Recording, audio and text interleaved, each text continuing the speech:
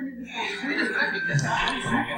night. My name is Fernando Cristancho, and I'm going to tell you that one day, like other days, I was going home late at night.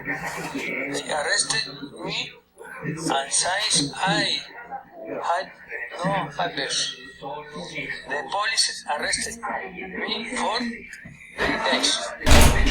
They did not let me get food or blankets, so I had a very bad time. For 3 days, I was hungry, lonely, cold, and famine. But after 3 days, I had the joy of returning home. I hope that no one lives and have experience with the power that these oppressive forces have.